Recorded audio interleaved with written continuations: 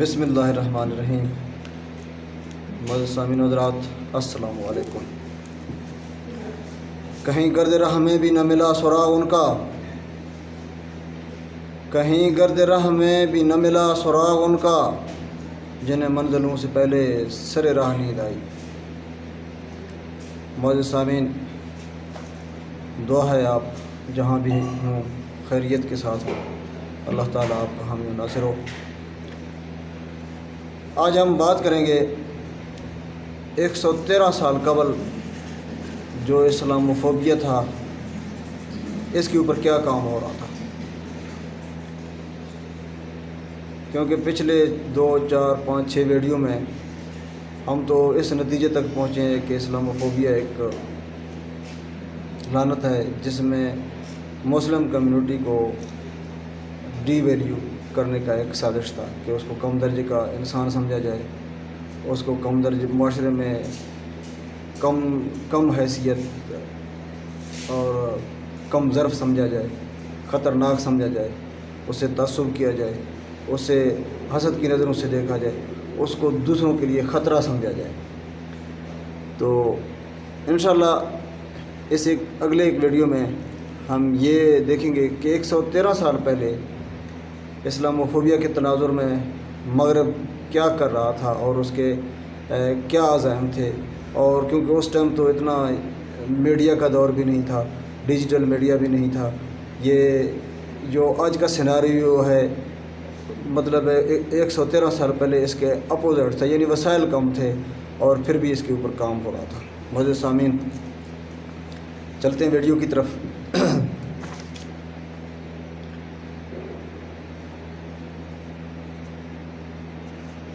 ہم نے 4-5 ویڈیو میں اسلاموفوبیا پہ تفصیلاً سیر اصل گفتگو کرنے کی کوشش کی، لیکن یہ تشنگی ابھی یہ 4-5 ویڈیو میں کور ہونے والا نہیں ہے، کیونکہ یہ ایک بہت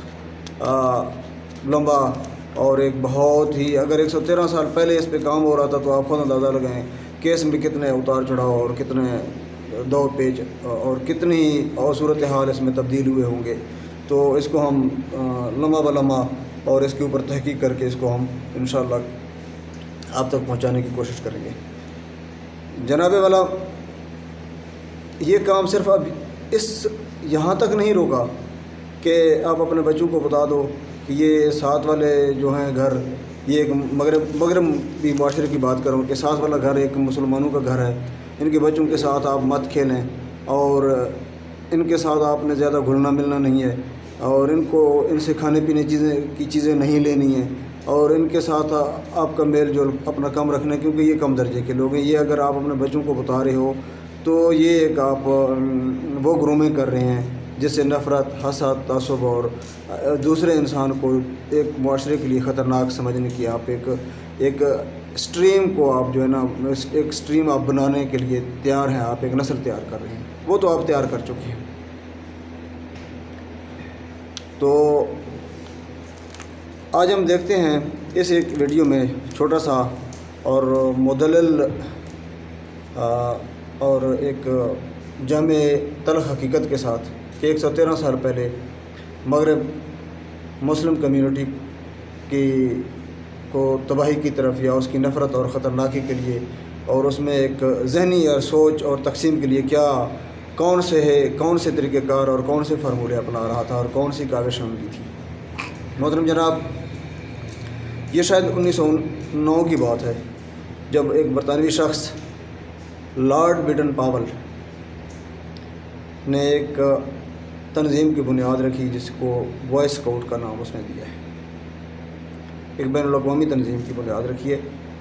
اور ساتھ ان کی بہن ایکٹیپس بھی تھیں، انہوں نے گرلز گائیڈ کا نام رکھا ہے، ایک تنظیم انہوں نے بنائی۔ سامعین حضرات، یہ میں یہاں پہ آپ کو ایک دفعہ کنفرم کرنا چاہتا ہوں کہ میں تعلیم کے خلاف نہیں ہوں، میں ترقی کے خلاف نہیں ہوں، میں خوشحالی کے خلاف نہیں ہوں، میں مثبت سوچ،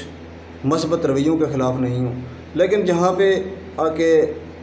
تھوڑی سی تقسیم ہو جاتی ہے، جہاں پہ آپ یہ ثابت کرنا چاہتے ہیں، جہاں پہ آپ کے کردار قول و فعل میں تضاد ہوتا ہے، تو وہاں میں سامعین تک وہ بات پہنچانے کی کوشش کروں گا۔ یہ 1909 کی بات ہے جب یہ ایک بین الاقوامی تنظیم کا بنیاد رکھ دیا گیا ہے۔ اس کا مقصد یہ تھا، جب یہ بوائے اسکاؤٹس کی انہوں نے بنیاد رکھی تو اس تنظیم کا مقصد تھا ایک دوسرے کی بھلائی، مخلوق خدا کی خدمت، ترقی، تعلیم، ساتھ مغرب پروری بھی تھا اس میں۔ اچھا، انہوں نے ایک ریلی نکالی تھی انہی دنوں میں، تو اس ریلی میں کچھ خواتین یا لڑکیوں نے بھی حصہ لیا، تو انہوں نے لڑکیوں کے لیے ایک علیحدہ اس کی جو بہن کا میں ذکر کر چکا ہوں، ایکٹیپس کے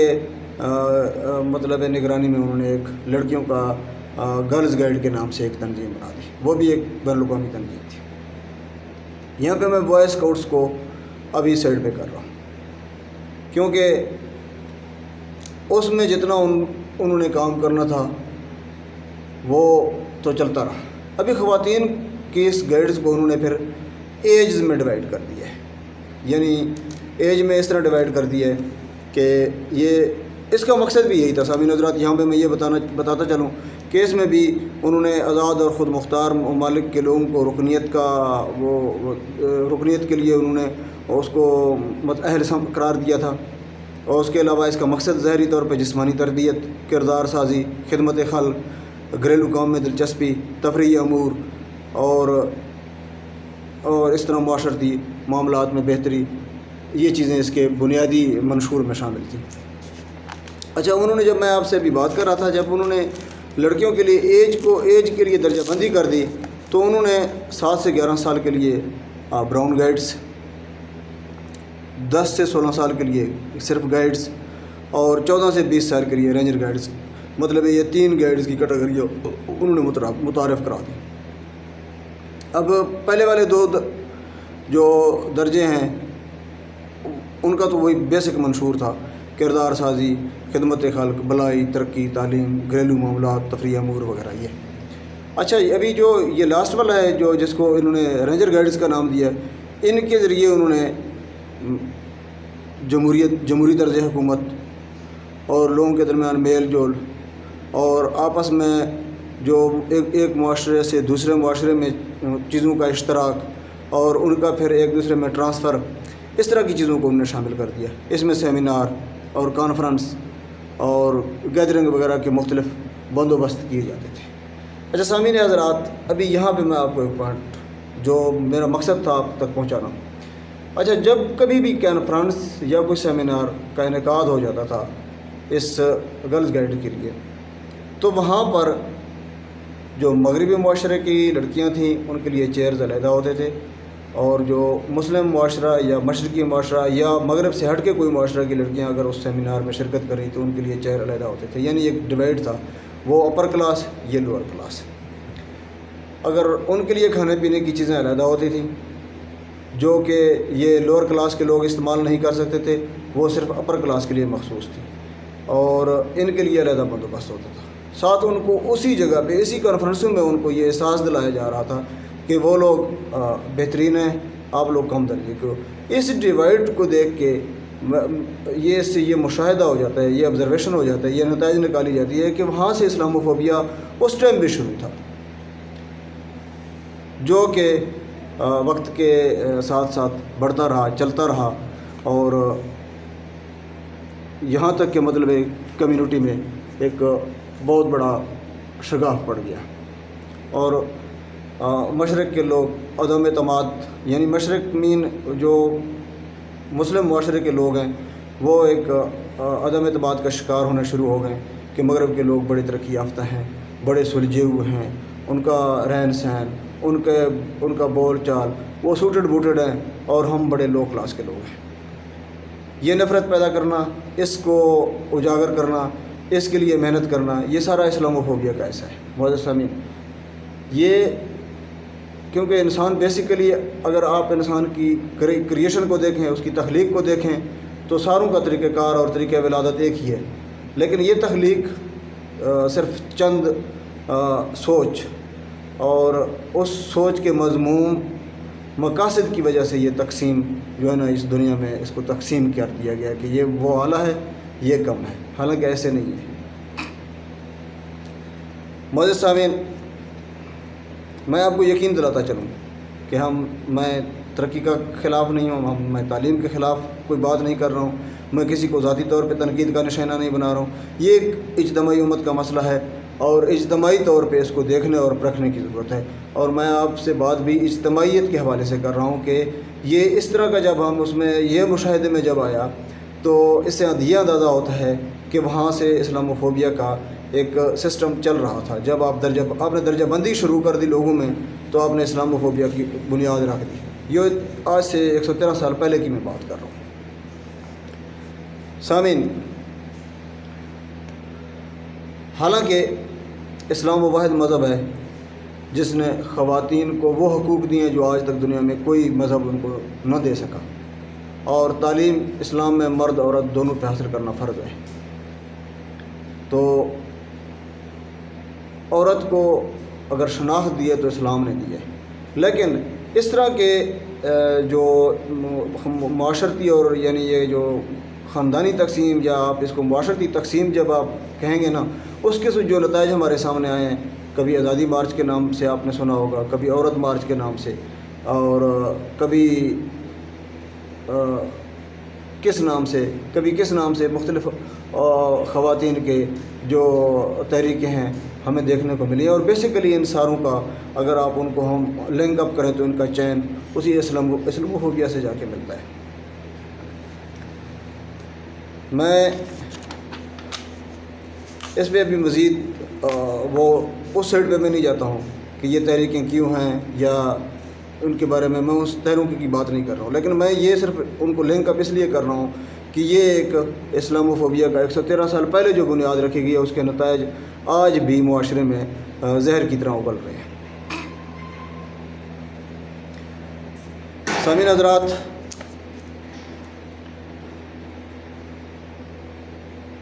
اب ہم آج کا دور تو بہت مشکل دور ہے، آج ڈیجیٹل دور ہے اور دنیا ایک گلوبل ولیج بن چکا ہے۔ آج کے دور میں اچھے برے کی پہچان، اچھائی برائی کی پہچان تو انتہائی زیادہ کافی مشکل مسئلہ بن چکا ہے، اور اس دور میں میں خاص کر یہ بچوں کی جو کردار سازی کی ذمہ داری ہے یہ والدین کے کھاتے میں ڈالتا ہوں، کیونکہ والدین کی یہ ذمہ داری ہے کہ وہ اپنے بچوں کی کردار سازی پہ زور دیں، کیونکہ ڈیجیٹل میڈیا کا استعمال ایک ضرورت بھی ہے۔ ضرورت اور اچھائی اور برائی میں فرق کرانا یہ والدین کی ذمہ داری ہے کہ وہ اپنے بچوں کو ضرورت کے حد تک اس کو استعمال کرنے دیں، کیونکہ آج کل غیر اخلاقی مواد اور منفی سوچ کو ٹرانسفر کرنے میں ٹائم نہیں لگتا ہے، بہت آسانیاں پیدا ہو گئی ہیں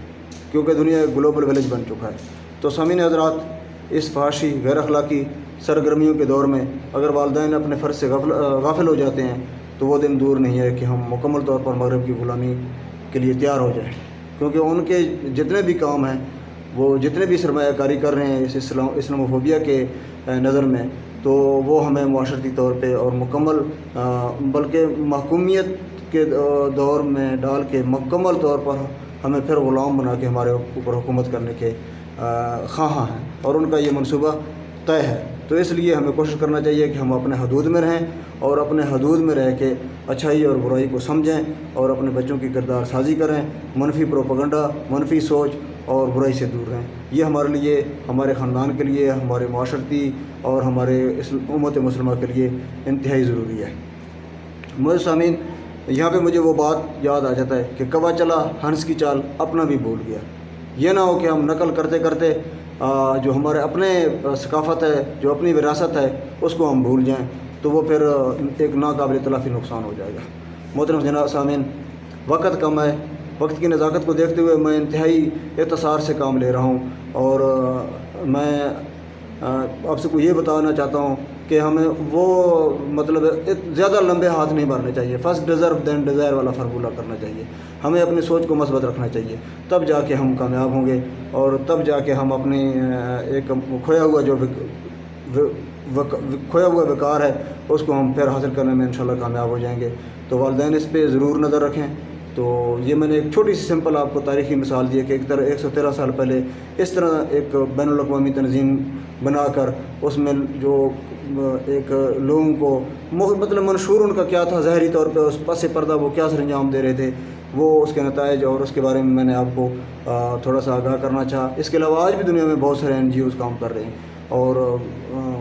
ہر ایک کا علیحدہ ایک منشور ہے، اور ظاہری طور پہ وہ کیا منشور، کوئی صحت کے حوالے سے کام کر رہا ہے، کوئی تعلیم سے حوالے سے کام کر رہا ہے، کوئی ترقیاتی انسانیت کے نام پہ کام کر رہا ہے، لیکن شاید ان ساروں کے پس پردہ ان کے اور کوئی عزائم ہوں گے، وہ تو اللہ ہی بہتر جانتا ہے، تحقیق کرنے کے بعد پتہ چلے گا، کیونکہ ایسے ہی بغیر تحقیق کے بات کرنا اچھا نہیں لگتا۔ تو معزز سامعین، اس ویڈیو کو میں یہاں پہ ختم ہی کرتا ہوں، آپ سے انہی الفاظ کے ساتھ اجازت چاہتا ہوں، تب تک کے لیے اپنا خیال رکھیے گا، اپنے چینل کا بھی خیال رکھیے گا۔ تو انشاءاللہ ملیں گے اگلی ویڈیو میں تلخ حقیقت کے ساتھ۔ جزاک اللہ، بہت شکریہ، تھینکس فار واچنگ۔